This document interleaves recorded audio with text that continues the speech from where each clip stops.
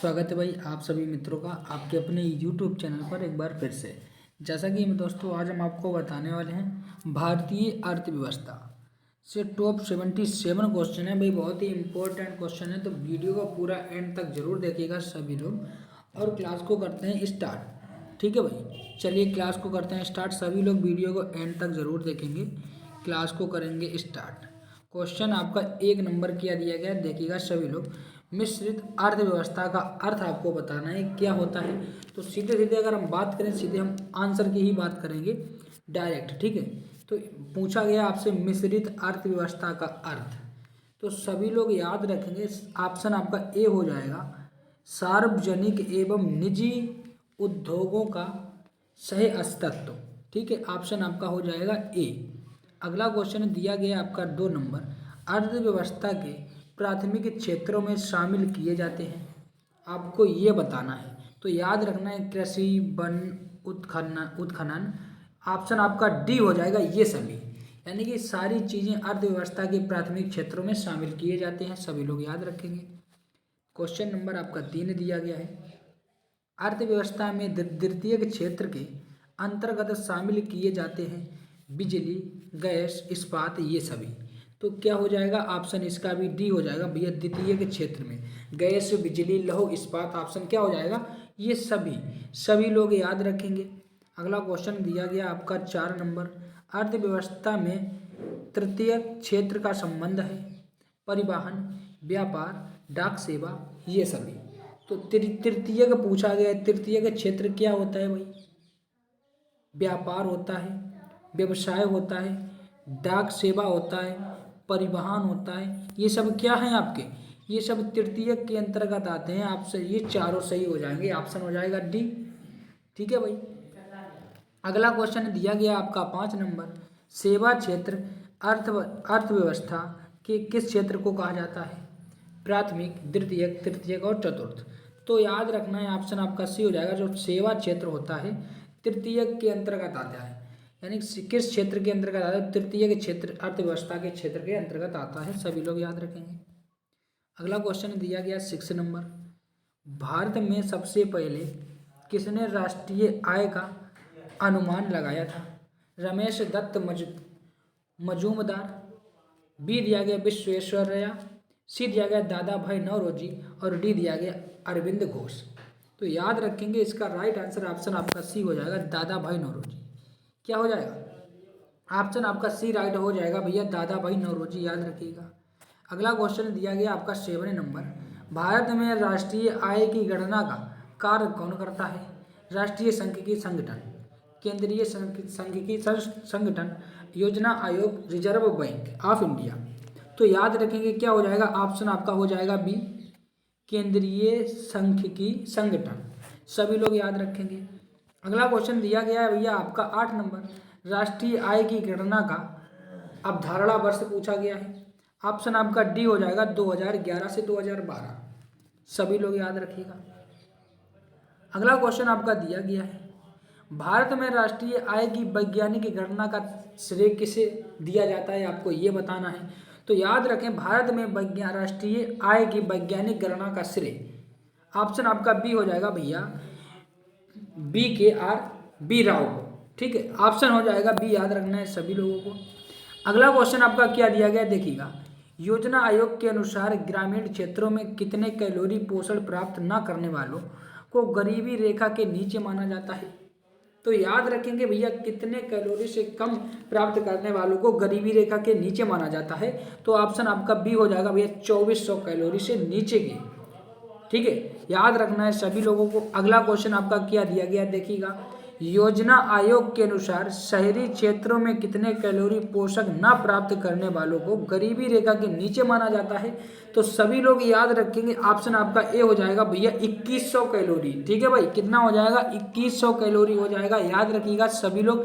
अगला क्वेश्चन दिया गया आपका 13 नंबर, ग्रामीण क्षेत्रों में गरीबी के आकलन हेतु किस सूचकांक को आधार माना गया है? तो याद रखेंगे सभी लोग, यानी कि कृषि श्रमिकों के उपभोक्ता मूल्य सूचकांक को, ठीक है, उसका आधार माना गया है, सभी लोग याद रखेंगे। अगला क्वेश्चन दिया गया आपका 14 नंबर, दिया गया भारत में बेरोजगारी का मुख्य स्वरूप है, तो याद रखेंगे सभी लोग यह संरचनात्मक। बेरोजगारी का मुख्य स्वरूप है संरचनात्मक, याद रखेंगे सभी लोग। अगला क्वेश्चन दिया गया आपका 15 नंबर, भारत के ग्रामीण क्षेत्रों में पाई जाने वाली बेरोजगारी का मुख्य स्वरूप है प्रच्छन्न, संरचनात्मक, चक्रीय, इनमें से कोई नहीं। तो याद रखेंगे सभी लोग, क्या हो जाएगा ऑप्शन आपका ए हो जाएगा भैया प्रच्छन्न। क्या हो जाएगा ऑप्शन ए हो जाएगा प्रच्छन्न, भारत के ग्रामीण क्षेत्रों में पाई जाने वाली बेरोजगारी का मुख्य स्वरूप है, सभी लोग याद रखेंगे। अगला क्वेश्चन आपका दिया गया है अंत्योदय कार्यक्रम का उद्देश्य पूछा गया है, तो याद रखिएगा सभी लोग ऑप्शन आपका भैया डी हो जाएगा, गरीबों में सबसे अधिक गरीबी की सहायता करना। क्या हो जाएगा, गरीबों में सबसे अधिक गरीबों की सहायता करना ही आपका अंत्योदय कार्यक्रम का उद्देश्य कहलाता है, याद रखना सभी लोगों को। 17 नंबर क्वेश्चन आपका दिया गया राष्ट्रीय ग्रामीण रोजगार गारंटी योजना कब से शुरू हुई, तो याद रखेंगे यानी कि राष्ट्रीय ग्रामीण रोजगार गारंटी योजना, याद रखेंगे ऑप्शन आपका भैया सी हो जाएगा 2 फरवरी 2006 से। क्या 2 फरवरी 2006 से, सभी लोगों को याद रखना है। अगला क्वेश्चन दिया गया है भाई, भारत में समुदाय के विकास कार्यक्रम कब आरंभ हुआ, 26 जनवरी 1950, 15 अगस्त 1951, 2 अक्टूबर 1951 और 2 अक्टूबर 1952। तो याद रखेंगे ऑप्शन आपका भैया सी सही हो जाएगा 2 अक्टूबर 1951। क्या हो जाएगा, सॉरी ऑप्शन आपका डी हो जाएगा 2 अक्टूबर 1952, सभी लोग याद रखेंगे। अगला क्वेश्चन आपका दिया गया है सूर्योदय योजना किसके द्वारा प्रारंभ की जाती है, सूर्योदय योजना आपसे पूछा गया है, तो याद रखेंगे ऑप्शन आपका डी हो जाएगा भैया जयप्रकाश नारायण के द्वारा प्रारंभ की गई थी सूर्योदय योजना। अगला क्वेश्चन दिया गया भारत में पहली पंचवर्षीय योजना कब शुरू की गई, तो याद रखेंगे पहली पंचवर्षीय योजना भैया सभी लोगों को याद रखना ऑप्शन बी हो जाएगा 1 अप्रैल 1951 में, फिर 1956 में, 1961 में, इस तरीके से चलती रही।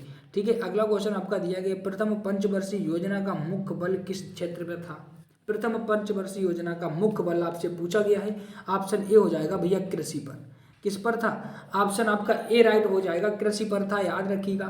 अगला क्वेश्चन दिया गया 22 नंबर, राष्ट्रीय विकास परिषद का पदेन अध्यक्ष होता है, तो कौन होता है, याद रखना है सभी लोगों को, प्रधानमंत्री होता है राष्ट्रीय विकास परिषद का पदेन अध्यक्ष, याद रखना। अगला क्वेश्चन दिया गया 23 नंबर, द्वितीय पंचवर्षीय योजना विकास के किस मॉडल पर आधारित थी, द्वितीय पंचवर्षीय योजना किसके विकास के मॉडल पर आधारित थी, आपको ये बताना है, तो याद रखना है पीसी महालनोबिस, ऑप्शन आपका हो जाएगा बी, याद रखिएगा सभी लोग।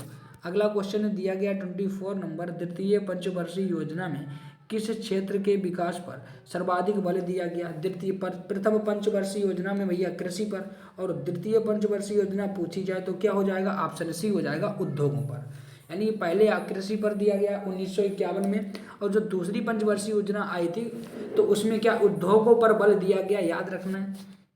अगला क्वेश्चन दिया गया 25 नंबर, निम्नलिखित में से किस इस्पात कारखानों की स्थापना द्वितीय पंचवर्षीय योजना के दौरान की गई, तो याद रखेंगे सभी लोग ऑप्शन आपका डी हो जाएगा भैया ये सभी, यानी कि भिलाई, राउरकेला, दुर्गापुर, यानी कि तृतीय आपसे क्या पूछा गया भाई, तृतीय पंचवर्षीय की योजना के दौरान की गई, तो राउरकेला, भिलाई और दुर्गापुर, ये सभी लोगों को याद रखना है। अगला क्वेश्चन आपका दिया गया है योजना अवकाश काल की अवधि को माना जाता है कब से, तो सभी लोग याद रखेंगे ऑप्शन आपका भैया सी हो जाएगा 1966 से 1969 में। ठीक है भाई, ऑप्शन आपका हो जाएगा सी, याद रखिएगा।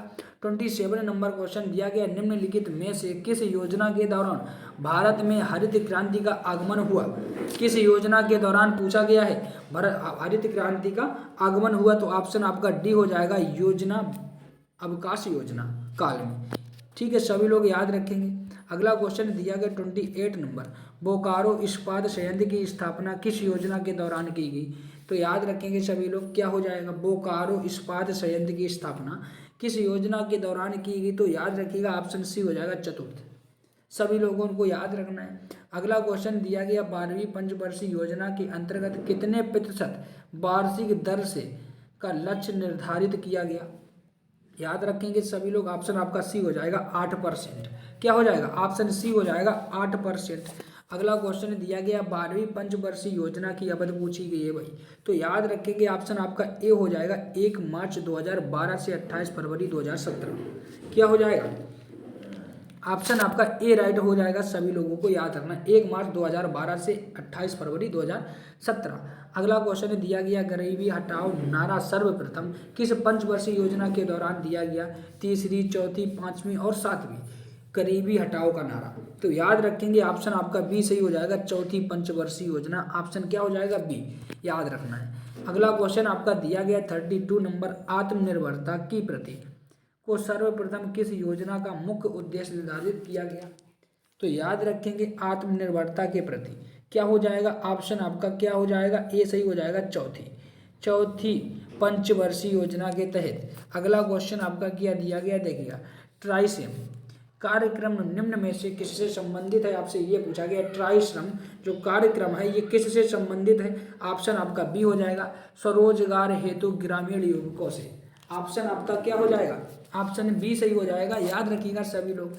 अगला क्वेश्चन आपका क्या दिया गया देखिएगा, क्वेश्चन दिया गया है 34 नंबर, निम्न में से प्रत्यक्ष कर है आयकर, संपत्ति कर, उपहार कर, ये सभी आपसे पूछा गया प्रत्यक्ष कर। तो क्या हो जाएगा? 34 का प्रत्यक्ष कर पूछा गया, यानी कि ये सभी प्रत्यक्ष कर कैसा कर? आयकर, संपत्ति कर, उपहार कर, ये आपका प्रत्यक्ष रूप से होता है। तो ऑप्शन आपका डी हो जाएगा। अगला क्वेश्चन दिया गया निम्न में से केंद्र सरकार द्वारा लगाए जाने वाले कर हैं सीमा शुल्क, निगम कर, आयकर, ये सभी।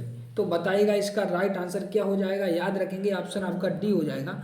सरकार, केंद्र सरकार के द्वारा निगम कर लगता है, सीमा शुल्क लगता है, आयकर लगता है, यानी कि ऑप्शन आपका डी हो जाएगा। ये सभी लोगों को याद रखना है। अगला क्वेश्चन दिया गया 36 नंबर, बिक्री कर कौन लगाता है? केंद्र सरकार, राज्य सरकार, ग्राम पंचायत, ये सभी। तो याद रखिएगा बिक्री कर की बात करें तब क्या हो जाएगा? ऑप्शन आपका बी हो जाएगा, राज्य सरकार लगाती है बिक्री कर। ठीक है भाई, सभी लोगों को याद रखना, जिस राज्य की सरकार होगी वही उसकी बिक्री कर लगाएगी। अगला दिया गया है 37 नंबर, निम्न में से अप्रत्यक्ष कर है कैसा कर है? अप्रत्यक्ष कर आपसे पूछा गया है। तो क्या हो जाएगा इसका राइट आंसर? ऑप्शन आपका डी हो जाएगा। ये सभी उत्पादन शुल्क, सीमा शुल्क, तट शुल्क। तो क्या हो जाएगा? ऑप्शन आपका हो जाएगा डी भैया, ये सभी अप्रत्यक्ष कर है। याद रखिएगा दिया गया 37 नंबर अप्रत्यक्ष कर है, बिल्कुल राइट है भाई, ये सभी हो जाएगा। सीमा शुल्क भी है, उत्पादन भी है, तट कर भी है। ये कैसे कर हैं? ये सारे के सारे अप्रत्यक्ष कर हैं, याद रखिएगा। अगला क्वेश्चन आपका दिया गया निम्न में से राज्य सरकार द्वारा लगाए जाने वाले कर हैं भू स्वराज कर, मनोरंजन कर, पथ कर, ये सभी। तो यानी कि आपसे पूछा गया राज्य सरकार के द्वारा कौन से कर लगाए जाते हैं? ऑप्शन डी हो जाएगा भैया, ये सारे के सारे कर लगाए जाते हैं। ऑप्शन आपका डी हो जाएगा, बिल्कुल राइट है। भू स्वराज कर, मनोरंजन कर और पथ कर, ऑप्शन आपका हो जाएगा डी। अगला दिया गया BAT यानी VAT किस प्रकार का कर है? तो याद रखेंगे आपसे बैट पूछा गया है किस प्रकार का कर है, तो ऑप्शन ए हो जाएगा, अप्रत्यक्ष कर है भैया। बैट जो है ये आपका अप्रत्यक्ष कर है, सभी लोगों को याद रखना है। ठीक है भाई, कैसा कर है? अप्रत्यक्ष कर, सभी लोग याद रखेंगे। अगला दिया गया आपका भारत में GST वस्तु एवं सेवा कर कब से लागू किया गया? तो याद रखेंगे आपसे क्या पूछा गया? GST वस्तु एवं सेवा कर, गुड्स एंड सर्विस टैक्स, क्या हो जाएगा? ऑप्शन आपका डी हो जाएगा, 1 जुलाई 2017। क्या हो जाएगा भाई? 1 जुलाई 2017, सभी लोगों को याद रखना है। अगला क्वेश्चन आपका क्या दिया गया देखिएगा, निम्न में से किस समिति की संस्तुति पर भारत में बैट लागू किया गया? तो बताएगा, अभी आपको बताया था BAT वाला बैट, क्या हो जाएगा? क्या हो जाएगा इसका राइट आंसर? तो याद रखेंगे सभी लोग, ऑप्शन आपका बी हो जाएगा, LK झा समिति के द्वारा। किसके द्वारा? किस समिति के द्वारा संस्तुति पर भारत में बैठ कर लगाता? तो याद रखिएगा ना, LK झा समिति के द्वारा।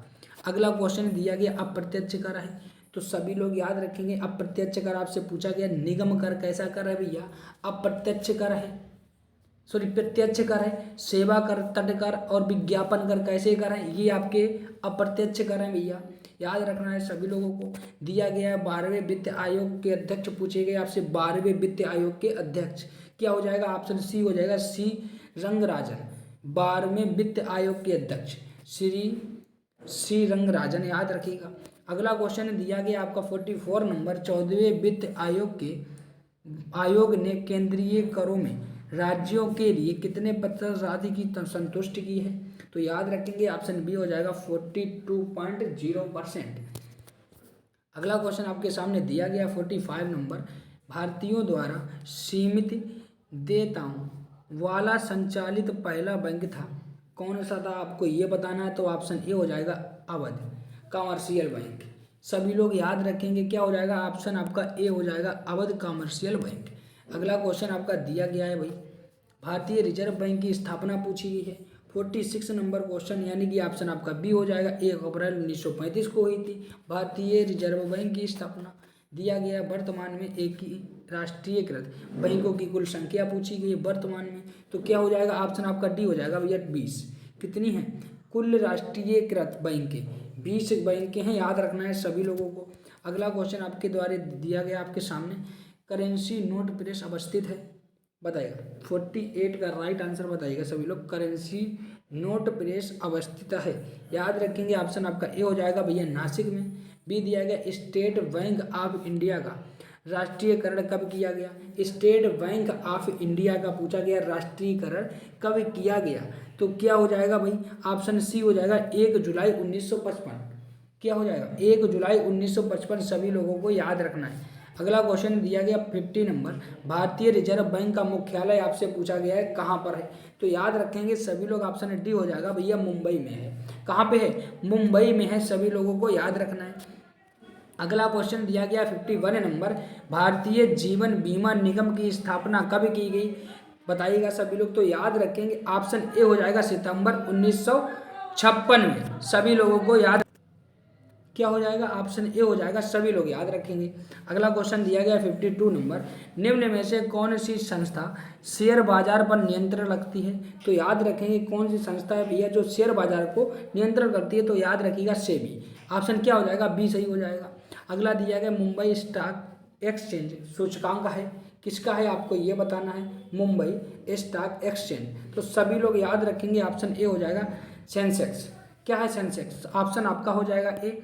अगला क्वेश्चन दिया गया है भारतीय लघु उद्योग विकास बैंक सिवड़ी का मुख्यालय कहाँ स्थित है, आपको ये बताना है। तो याद रखेंगे भारतीय लघु उद्योग बैंक का मुख्यालय आपसे पूछा गया है, तो ऑप्शन क्या सही हो जाएगा? ऑप्शन सी हो जाएगा भैया लखनऊ, सभी लोग याद रखेंगे। अगला क्वेश्चन दिया गया नरसिंहम समिति संबंधित है, किससे संबंधित है भैया? नरसिंहम समिति। तो याद रखेंगे सभी लोग, ऑप्शन आपका ए हो जाएगा बैंक सुधार से। किससे संबंधित है भाई? बैंक के सुधार से, याद रखिएगा। अगला क्वेश्चन दिया गया 56 नंबर, बुल एंड बियर शब्द संबंधित है, किससे संबंधित है? Bull and bear. ऑप्शन आपका बी हो जाएगा शेयर बाजार से, बुल एंड बियर ऑप्शन हो जाएगा ऑप्शन आपका बी। एसएससी जीडी 2022 में पूछा गया क्वेश्चन भैया, एसएससी जीडी 2022 में पूछा गया क्वेश्चन है, सभी लोग रट लीजिएगा। और जिन्होंने लाइक नहीं किया लाइक सब्सक्राइब जरूर करिएगा, क्योंकि आने वाली वीडियो की नोटिफिकेशन सबसे पहले आप तक पहुंच सके। अगला क्वेश्चन आपका क्या दिया गया देखिएगा, स्वतंत्रता प्राप्त के बाद ये भारतीय रुपये का कितनी बार अवमूल्यन किया गया? तो सभी लोग याद रखेंगे स्वतंत्रता प्राप्ति से के बाद भारतीय रुपयों का कितनी बार अवमूल्यन किया गया? तो सभी लोगों को याद रखना है 3 बार। ठीक है भाई, कितनी बार भैया? 3 बार याद रखिएगा। दिया गया देश में कृषि एवं ग्रामीण विकास हेतु वित्त उपलब्ध कराने वाली सर्वोच्च संस्था आपको बतानी है, तो याद रखना ऑप्शन आपका डी हो जाएगा नाबार्ड, सभी लोग याद रखेंगे। अगला क्वेश्चन दिया गया है भारत में सर्वप्रथम बैंकों का राष्ट्रीयकरण 19 जुलाई 1969 को किया गया, इस समय कितने बैंकों का राष्ट्रीयकरण किया गया था? तो सभी लोग याद रखेंगे ऑप्शन सी हो जाएगा भैया 14 बैंकों का। रिपीटेड क्वेश्चन है, अभी पीछे क्वेश्चन ही करा चुके हैं, फिर यही क्वेश्चन आया है। ठीक है भाई, अगला क्वेश्चन दिया गया आपका 60 नंबर, भारत में जनसंख्या विभाजक दशक माना जाता है, तो ऑप्शन आपका बी सही हो जाएगा 1911 से 1921। क्या हो जाएगा? भारत में जनसंख्या विभाजक दिवस दशक माना जाता है, तो ऑप्शन हो जाएगा आपका बी, सभी लोग याद रखेंगे। अगला क्वेश्चन क्या दिया गया देखिएगा, वर्ष 2011 की जनगणना के अनुसार भारत की कुल जनसंख्या, तो क्या हो जाएगा? 2011 की जनगणना के अनुसार ऑप्शन ए हो जाएगा 1.21 अरब। ठीक है भाई, सभी लोग याद रखेंगे। अगला क्वेश्चन आपका दिया गया है, भारत में 2001 से 2011 ईस्वी के बीच जनसंख्या की दशकीय वृद्धि दर कितनी रही है? तो याद रखेंगे ऑप्शन सी हो जाएगा भैया 17.7%। सभी लोगों को याद रखना है। अगला क्वेश्चन दिया गया है, वर्ष 2011 की जनगणना के अनुसार भारत में 1000 स्त्रियों पर पुरुषों की संख्या का लिंगानुपात बताना है। पुरुषों की संख्या का लिंगानुपात यानी कि 1000 स्त्रियों पर कितने पुरुष? तो सभी लोग याद रखेंगे ऑप्शन डी हो जाएगा 943। 1000 पुरुषों पर 1000 स्त्रियों पर 943 पुरुष, सभी लोग याद रखेंगे। अगला क्वेश्चन दिया गया, निम्न में से किस प्रदेश में सर्वाधिक अनुसूचित जनजाति निवास करती है? तो याद रखेंगे सभी लोग ऑप्शन सी हो जाएगा, मध्य प्रदेश में सर्वाधिक अनुसूचित जनजाति निवास करती है। तो याद रखेंगे ऑप्शन आपका हो जाएगा सी। अगला क्वेश्चन दिया गया भैया 65 नंबर, भारत के किस राज्य में महिला साक्षरता न्यूनतम है? 65 ऑप्शन आपका ए हो जाएगा, बिहार में महिला साक्षरता न्यूनतम है, याद रखना है सभी लोगों को। अगला क्वेश्चन दिया गया, भारत में सर्वाधिक गरीबों की संख्या किस राज्य में है? तो ये भी आप याद रखेंगे, ऑप्शन आपका ए हो जाएगा भैया उत्तर प्रदेश। उत्तर प्रदेश की बात कर रहे हैं भैया, उत्तर प्रदेश भारत के सर्वाधिक गरीबों में से एक राज्य है, याद रखिएगा। अगला दिया गया, वर्ष 2011 की जनगणना के अनुसार भारत की जनसंख्या में वार्षिक वृद्धि दर कितने प्रतिशत है? 2011 की जनगणना के अनुसार, तो याद रखेंगे ऑप्शन सी हो जाएगा 1.64%। ठीक है भाई, सभी लोग याद रखिएगा। अगला क्वेश्चन दिया गया 68%, 2011 की जनगणना के अनुसार भारत की साक्षरता दर कितने प्रतिशत है? तो सभी लोग याद रखेंगे ऑप्शन बी हो जाएगा 73%। ठीक है भाई, सभी लोग याद रखिएगा। अगला क्वेश्चन दिया गया, भारत में आर्थिक सर्वेक्षण सरकारी तौर पर प्रकाशित किया जाता है, तो बात क्या हो जाएगा इसका राइट आंसर? आपसे पूछा गया सर्वेक्षण सरकारी तौर पर प्रकाशित किया जाता है, तो ऑप्शन आपका सी सही हो जाएगा भैया, वित्त मंत्रालय द्वारा। क्या हो जाएगा? वित्त मंत्रालय द्वारा, ऑप्शन आपका हो जाएगा सी। सभी लोग याद रखेंगे। अगला क्वेश्चन दिया गया आपका 70 नंबर, 1 रुपए के नोट पर किसके हस्ताक्षर होते हैं? तो याद रखेंगे भैया 1 रुपए के नोट पर वित्त सचिव के, और 1 से ऊपर 10 का, 20 का, 50 का, 100 का भारतीय बैंक के गवर्नर का, याद रखना है भैया, गवर्नर जनरल का। अगला क्वेश्चन आपका दिया गया 71 नंबर, भारत की पंचवर्षीय योजनाओं का अंतिम रूप से अनुमोदन करता है, क्या कौन करता है? तो याद रखेंगे राष्ट्रीय विकास परिषद। पंचवर्षीय योजनाओं का अंतिम रूप से अनुमोदन करता है राष्ट्रीय विकास परिषद, ऑप्शन सी। अगला क्वेश्चन दिया गया है, देश का सबसे बड़ा वाणिज्यिक बैंक कौन सा है? आपको ये बताना है। तो याद रखिएगा, देश का सबसे बड़ा वाणिज्यिक बैंक भारतीय रिजर्व बैंक है, सभी लोगों को याद रखना है। अगला दिया गया क्वेश्चन 73 नंबर, केंद्र सरकार के बजट के चालू खाते में व्यय की सबसे बड़ी मद है, क्या है भैया? तो सभी लोग याद रखेंगे, ऑप्शन आपका डी हो जाएगा, ब्याज भुगतान। क्या हो जाएगा? ब्याज भुगतान, यानी कि केंद्र सरकार के बजट के चालू खाते में व्यय का सबसे बड़ी मद है, तो ब्याज भुगतान, याद रखिएगा भाई। अगला क्वेश्चन दिया गया है, केंद्र सरकार को सबसे अधिक शुद्ध स्वराज प्राप्त होता है किससे? तो याद रखिएगा, आपसे पूछा केंद्र सरकार को सबसे शुद्ध स्वराज प्राप्त होता है, ऑप्शन आपका क्या सही हो जाएगा? ए सही हो जाएगा, उत्पादन शुल्क से। किससे भैया? उत्पादन शुल्क से, याद रखना है सभी लोगों को। अगला क्वेश्चन दिया गया 75 नंबर, मानव विकास सूचकांक में शामिल किए जाते हैं, बताइएगा। ऑप्शन आपका डी हो जाएगा, उपयुक्त सभी जीवन संभवता, शिक्षा का स्तर और डी दिया गया प्रति व्यक्ति आय, तो सभी लोगों को याद रखना है। अगला क्वेश्चन दिया गया है, किसी वस्तु पर इको मार्क चिन्ह दर्शाता है कि यह उत्पादन कैसा है, बताइएगा। इको मार्क का चिन्ह क्या दर्शाता है, आपको बताना है। तो याद रखिएगा, पर्यावरण की पुष्टि दृष्टि से अनुकूल है, ये बताता है भाई इको मार्क।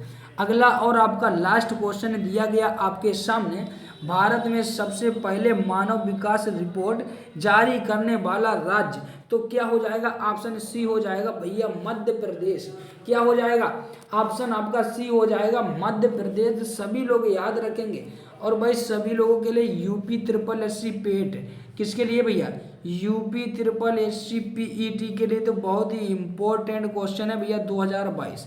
सभी लोग वीडियो को एंड तक जरूर देखिएगा, क्योंकि एसएससी जीडी के लिए भी, एसएससी जीडी, पुलिस, भैया जितनी भी सरकारी नौकरियां सारे के सारे के लिए अर्थव्यवस्था से बहुत अच्छे क्वेश्चन पूछे जाते हैं। तो भाई वीडियो को जिन्होंने अभी लाइक नहीं किया लाइक कर दीजिएगा, सब्सक्राइब शेयर जरूर करिएगा, क्योंकि आने वाले वीडियो की नोटिफिकेशन सबसे पहले आप तक पहुंच सके। तो चलिए क्लास को करते हैं एंड सभी को राधे राधे, जय श्री कृष्ण, जय माता दी।